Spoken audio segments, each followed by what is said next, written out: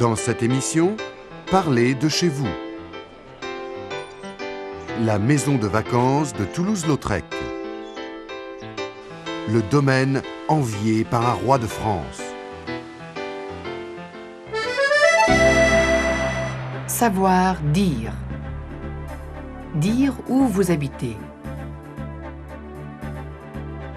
J'habite un appartement. J'habite un appartement.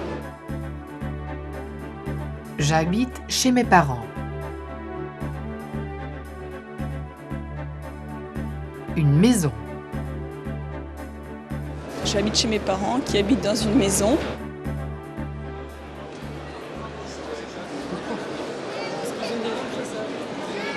Vous habitez où?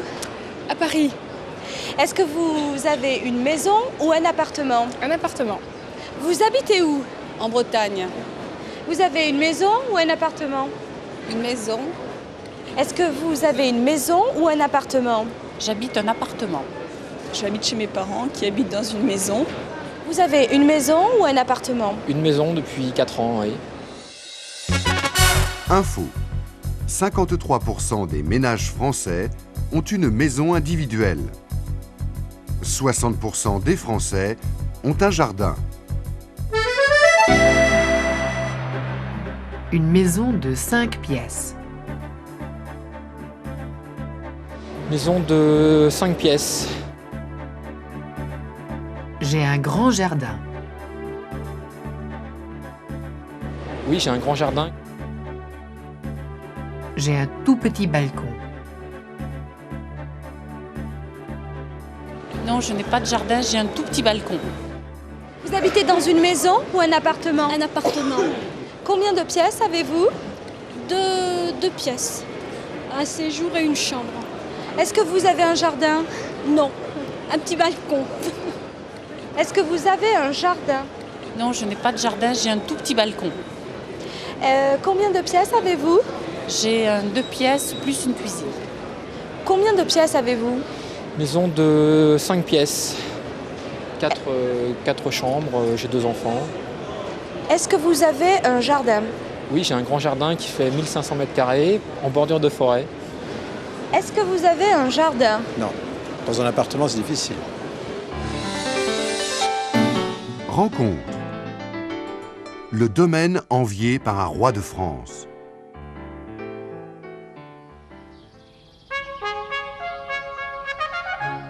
Vaux-le-Vicomte, près de Paris. Commandé en 1656 par le surintendant de Louis XIV, Nicolas Fouquet.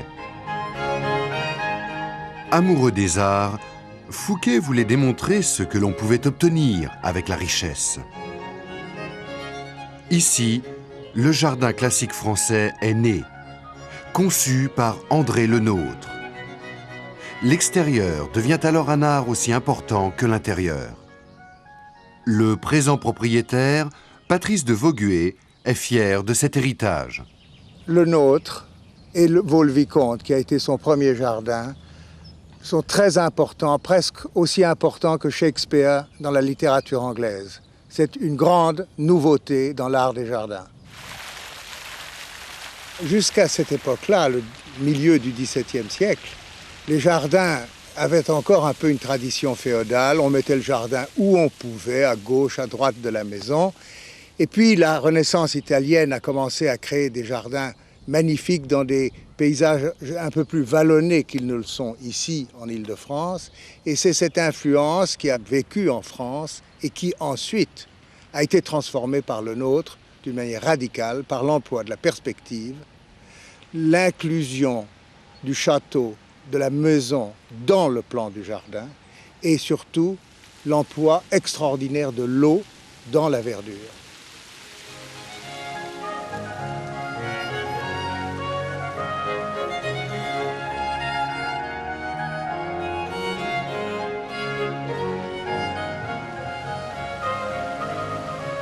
Aujourd'hui, nous aimons un arbre qui laisse ses branches pousser comme il veut. Eux aimaient mieux les tailler et faire ces grands murs rideaux en charmille ou des charmes plus petits, de tailler le buis. C'est une espèce de d'obligations que l'homme impose à la nature, tout en essayant de la faire chanter de la manière la plus belle. Par exemple, dans tous les jardins de le nôtre, la perspective s'ouvre sur l'infini.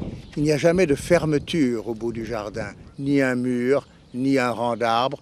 Il y a une possibilité pour l'esprit, pour le regard, donc pour l'esprit, de toucher l'horizon, le ciel, et au-delà, le bonheur, etc. Fouquet, le premier propriétaire, n'a pu goûter très longtemps aux joies de son jardin. Une telle ostentation a rendu Louis XIV fou de jalousie. Fouquet a été arrêté, sa propriété confisquée. Il a été condamné à vie, à la prison.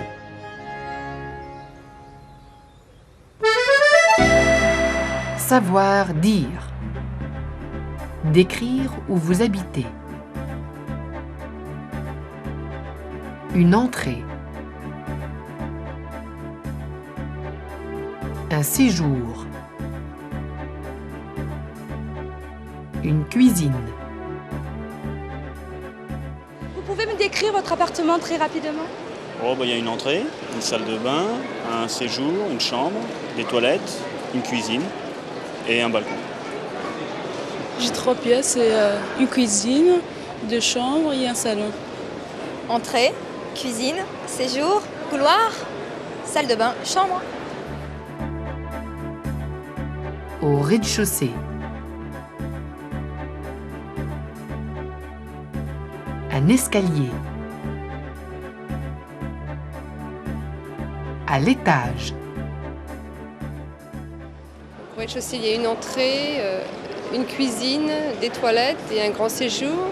Dans le séjour, on monte un escalier à l'étage qui dessert 3 chambres, une salle de bain, une salle d'eau et une terrasse. Est-ce que vous pouvez me décrire votre maison? Oui, c'est une maison avec un étage, un garage en rez-de-chaussée, un salon, un coin repas, une cuisine, tout ça en rez-de-chaussée. Et au niveau de l'étage, les 4 chambres avec des salles de bain. Info. Le logement moyen français comprend 4 pièces, plus salle de bain. 3,2 millions de Français habitent dans un HLM. Savoir entendre. À vous de trouver la réponse.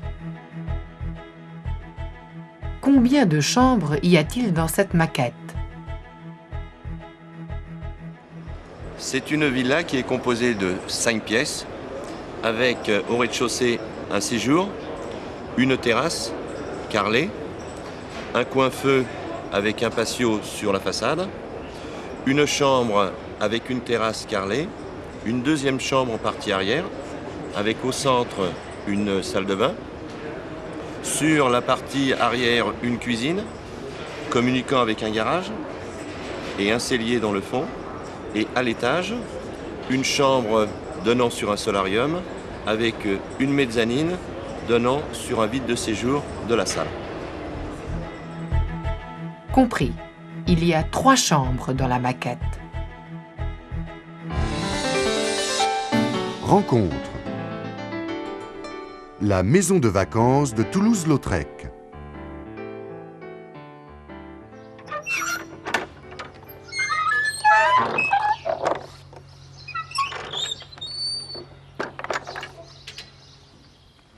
Le château du Bosc, près d'Albi, maison de vacances de Toulouse-Lautrec. Et habité aujourd'hui par la petite-nièce du peintre lui-même, Madame Tapier de Céléran.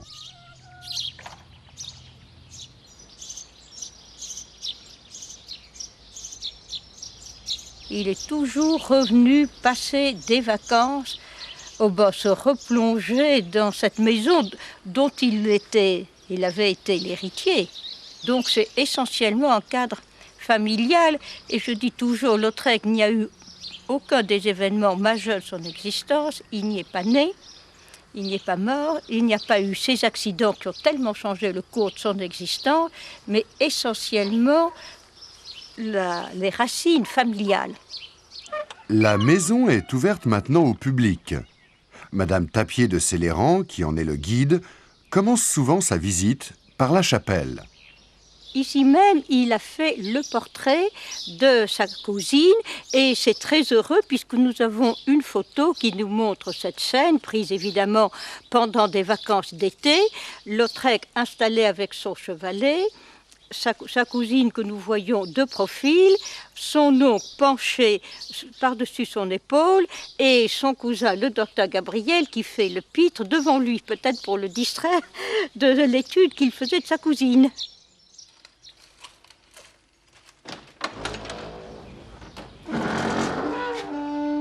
Donc ici, nous sommes dans l'orangerie qui servait de salon d'été et Lautrec ne pouvait pas s'empêcher de crayonner. Aussi, il a utilisé les embrasures des porte-fenêtres pour représenter une scène de siècle très typique, le poète Verlaine, un de ses cousins que nous retrouvons d'ailleurs de l'autre côté, ainsi que des chevaux. Toujours le leitmotiv des dessins que Lautrec a tellement aimé dessiner, et ainsi que sa nourrice, la vieille Adeline, la petite souris. Alors donc ici, nous nous trouvons dans ce grand salon, cadre familial de Lautrec, où le soir, il retrouvait toute la famille, les chasseurs qui étaient bien contents de dessiner les principaux épisodes de leur chasse, et le petit Lautrec s'allongeait sur le tapis et imitait son père et ses oncles. Et quand on voulait l'emmener au lit à une heure qui était raisonnable pour un jeune enfant, il fallait lui enlever ses crayons et il s'approchait de la cheminée, cherchait des charbons de bois pour continuer à crayonner.